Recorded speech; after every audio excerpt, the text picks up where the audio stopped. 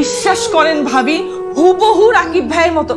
রাকিব ভাইয়ের মতো কি, ওটাই রাকিব ভাই। আমার কথাটা একটু বিশ্বাস করেন। বিশ্বাস করবো আপনার কথা? কি বলতেছেন ভাবি?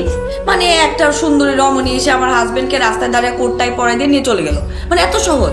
আমি তো আমার হাজবেন্ডকে চিনি, তাই না ভাবি? আমার হাজবেন্ড মেয়ে মানুষের আশেপাশে ঘেসতেই পারে না, ঘেসলে 100 হাত দূরে চলে যায় এক লাফ দিয়ে। ভাবি গো, পুরুষ মানুষের কোনো বিশ্বাস নাই, এরা বাইরে এক ভিতরে আরেক। কি করতেছো তুমি? সাইলেন্ট করতেছি তোমার ফোন। তোমাকে না বলছি রাতে বেলা ফোন সাইলেন্ট করে রাখবা, উঠা যাবে তো না হলে ঘুম থেকে। কে শোনে কার কথা? ধরো, তুমি ফোনের মধ্যে পাসওয়ার্ড দিয়ে রাখছো কেন? পাসওয়ার্ড কি? Nadia, I love you. আমার ঢং আর শেষ হয় না। আচ্ছা শোনো, তুমি এখন থেকে এই যে মাহফুজা ভাবির কাছ থেকে একটু দূরে থাকবা। থাকি তো, তারে দেখলে আমি উল্টা দিকে দৌড় দিই, 100 হাত দূরে দূরে থাকি। হ্যাঁ, এটাই ঠিক আছে। কেন, কোনো সমস্যা? আর কি সমস্যা হবে? উনি বাসায় আসছিল, এসে উল্টাপাল্টা কথা। তুমি নাকি কোন কোন মেয়ের গাড়িতে করে, কোন দামি গাড়িতে করে কোথায় নাকি গেছো, সে দেখছে কি উল্টাপাল্টা কথা বলা শুরু করছে। ওনারে বলো চোখের ডাক্তার দেখাইতে।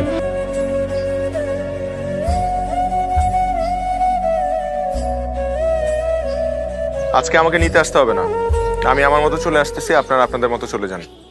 ওকে স্যার, ওকে। ভাবি, আজকে আমার সব সন্দেহ দূর হয়ে গেছে ভাবি। আজকে আমি শিওর হয়ে গেছি ভাবি। কি হয়েছে ভাবি?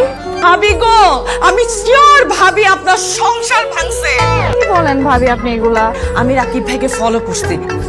রাকিব ভাই মনে হয় একটু বুঝে গেছে আমি যে ফলো করতেছি। মাম্মা মাম্মা আমরা নানুর বাসায় যাব না? যাব। এক্সকিউজ মি, আমি মিস্টার রাকিবের সাথে দেখা করতে আসছি। আমি মিসেস রাকিব। ও শিওর ম্যাম। ভাবি আপনি এখানে? ও ভাই, আসসালামু আলাইকুম। কি মনে করে? এই আসলাম আর কি রাকিবের সাথে দেখা করতে। আর রাকিবের সাথে? ও আছে, অ্যাকাউন্ট রুমের দিকে আছে। ভাবি আপনি একটু ওয়েট করেন, আমি দেখছি। আপনার অডিট টিম চেঞ্জ করেন, রিপোর্টে অনেক ভুলভাল আছে। এভাবে তো হয় না। টিম ক্রিয়েট করে তারপর আবার রিপোর্ট দেন। ওকে কি ঠিক আছে? আপনি সবসময় বলেন ঠিক আছে। কি রে, ভূত দেখছিস নাকি? আরে তার থেকেও সিরিয়াস, ভাবি আসছে। কার ভাবি? তোর ভাবি। ও, আরে আমার ভাবি। তোর ভাবি মানে নাদিয়া? নাদিয়া অফিসে আসছে? আপনি এখানে বসেন, আমার চেয়ারে এসে বসেন। আরে যা বলতেছ ওটা করেন না, ফাস্ট কর। মেয়ে নাদিয়া অফিসে আজকে না বলে হুট করে? বললাম না ভাবি তোকে সারপ্রাইজ দিতে আসছে। সামিল ভাইয়ের অফিসে কখনো দেখা হয় নাই। হয় নাই? না, এই জন্য। ও হ্যাঁ, তাই তো, তুমি তো অফিসেই আসো নাই কখনো। হ্যাঁ, অনেক সুন্দর করে করছো, অনেক বড় অফিস। তুমি কি বলতে যাচ্ছ এটা শুধু সামিউল ভাইয়ের অফিস? কিন্তু কষ্ট পাইলাম, দেখো এটা তো আমারও অফিস। আশ্চর্য, তুমি দেখবা না তোমার হাজবেন্ড কোথায় চাকরি করে? ডাক্তার কি বললো? ডক্টর দেখালাম, ডক্টর বললো যে কিছু টেস্ট করাতে হবে আর ওষুধ লিখে দিচ্ছে। তুমি চলো না, তোমার রুমে গিয়ে বসি, তুমি কাজগুলো শেষ করো, তারপর একসাথে দাওতে যাবো। অপেক্ষা করে কি হবে? তুই আর ভাবি বের হয়ে যা না এখনই। হ্যাঁ হ্যাঁ হ্যাঁ, ঠিক আছে, কিন্তু আমার অফিসে তো অনেক কাজ। আমি সব সামলে নিব, আমি তোর বন্ধু না, একদম নিশ্চিন্ত থাক। তোর মতো বস যদি প্রত্যেকটা মানুষ পাইতো রে। আরে তুমি এই গাড়ি তুলতেছো কেন?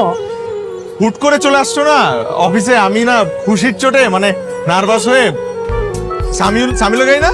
জি স্যার। সামিলের গাড়িতে উড়ে যাচ্ছিলাম। এই আসো আসো আসো, সবাই চলে আসছে, তোমরাই শুধু লেট করে ফেললা। আসসালামু আলাইকুম ভাবি। ওয়ালাইকুম আসসালাম। কেমন চলতেছে সবকিছু? এই তো ভাইয়া, আর বলবেন না, সকাল থেকে ছেলেটার মন খারাপ। কেন? সকালে যে কেকটা আনা হয়েছিল সেটার পছন্দ হয়নি। ছেলেটা যা জিদ্দি হয়েছে না। দেখতে হবে না কার মতো হয়েছে। আমার ভাই কি কম জেদি নাকি? শোন, জেদ থাকার দরকার আছে, জেদ কিন্তু খারাপ কিছু না।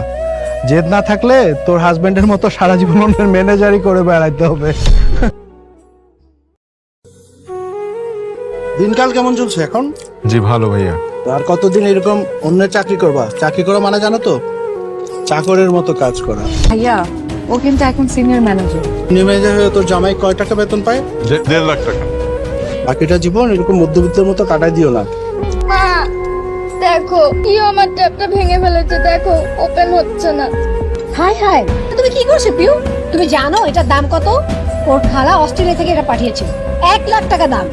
হ্যাঁ, বাচ্চা মেয়ে এত কিছু বোঝে? নাদিয়া, বলো, শুনতেছি। তুমি কি কোনো কারণে রাগ করছো? তো রাগ করবো না তো কি করব?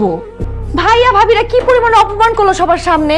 সবসময় সামিল ভাইয়ের উপর ভরসা করে থাকি, জীবনটাই পার হবে চুলা টেনতে টেনতে। কি বিজনেস করবা সেটা যদি তোমার বুদ্ধিতে না আসে, তুমি সামিল ভাইকে জিজ্ঞেস করো। তাহলে আমি তাকে ফোন দেই, আমি জিজ্ঞেস করি কি বুদ্ধিতে করা যায় বিজনেস? পাগল হয়ে গেছো নাকি?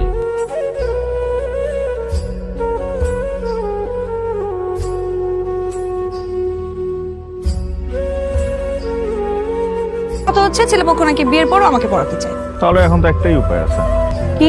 আমি নিজে গিয়ে তোমার বাবার সাথে কথা বলবো। আমি যেটা বলতেছি সেটা আমার আর নাদিয়ার দুজনের ভালোর জন্যই বলতেছি। কোনটা ভালো কোনটা মন্দ সেই সিদ্ধান্ত নেবার যোগ্যতা কি তোমার হয়েছে?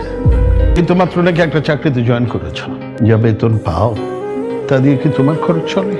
দিয়ার খরচ চালাবে কি করে? তোর কথা দিয়ে আমি ওর সঙ্গে দেখা করতে রাজি হয়েছি, নইলে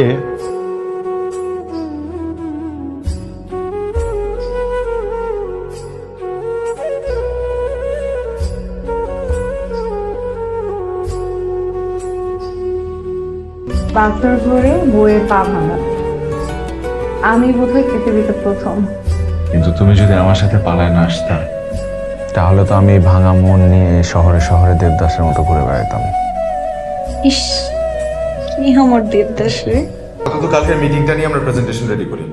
কালকে মিটিংটা সেট করে ফেলেন 2টার সময়। জি স্যার। তুমি নাকি নতুন একটা ট্যাব কিনে জোনাইদের জন্য পাঠিয়েছো? পাঠাইছি তো। কেন, কি হয়েছে? তুমি টাকা কোথায় পাইছো ট্যাব কেনার? আরে টাকা সামিউল দিছে। কালকে ঘটনা শুনে ও খুব রাগ করছে, ওর খুব খারাপ লাগছে, তাই ও আমাকে টাকা দিছে আর আমি টাকা দিয়ে একটা ট্যাব কিনে পাঠিয়ে দিছি। আমি জানতাম এটা সামিউল ভাইয়েরই কাজ হবে, কিন্তু একটা দুঃসংবাদ আছে। দুঃসংবাদ? হ্যাঁ, ভাইয়া তো মহা বিপদে পড়ছে। ওই যে চায়না থেকে কি নাকি ইম্পোর্ট করতে চাইছে, কাস্টমসে নাকি আটকায় রাখছে কন্টেনার, নাকি কিচ্ছু বের করতে পারতেছে না। তুমি জানো 6 কোটি টাকার প্রোডাক্ট ছিল ওইখানে। তাহলে তো বড় বিপদ। মামা মামা কি হয়েছে মামা? কি হয়েছে পিউ? খারাপ লাগতেছে? Hello Piu, hello. আপনাদের বাচ্চার হার্টে একটা ছিদ্র আছে। ছিদ্র মানে?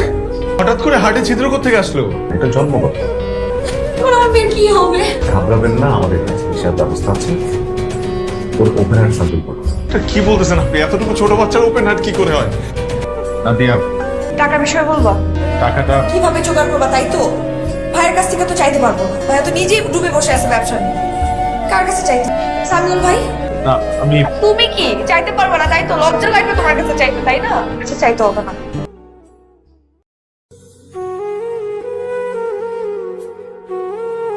ইউ এখন কেমন আছে? আলহামদুলিল্লাহ ভাইয়া। আলহামদুলিল্লাহ, শুনে একটু সাহস পেলাম। সামিউল ভাই, আপনি যে উপকারটা আমাদের করলেন, এই ঋণ আমরা কিভাবে শোধ করবো বলুন? টাকা না দিতে আমরা হয়তো আমাদের মেয়েটাকে বাঁচাতে পারতাম না।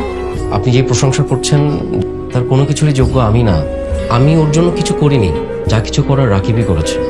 মানে? আমি অনেকদিন ধরে একটা কথা আপনার কাছে গোপন করেছি, আজকে না বলে পারছি না। আপনি যে কোম্পানিটা দেখেন সেই কোম্পানির মালিক আমি না, আমি কর্মচারী, রাকিব মালিক। যে এত বড় লোক ভাবি সেটা কাউকে জানাতে চায় না। কত কত মসজিদ মাদ্রাসা যে রাকিবের টাকায় চলে তার কোনো ঠিক ঠিকানা নেই। প্রায় 300 ছেলেপেলের ভরণ পোষণের দায়িত্ব নিয়ে নিয়েছে শুধুমাত্র রাকিব।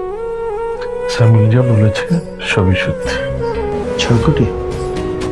হ্যাঁ, আপনার ব্যাংক লোনের পরিমাণ তো এটাই ছিল নাকি? আপনি শুধু নাদিয়ার বড় ভাই না, আপনি আমারও বড় ভাই। আর আপনজনদের বিপদে পাশে দাঁড়ানো তো উচিত, তাই না?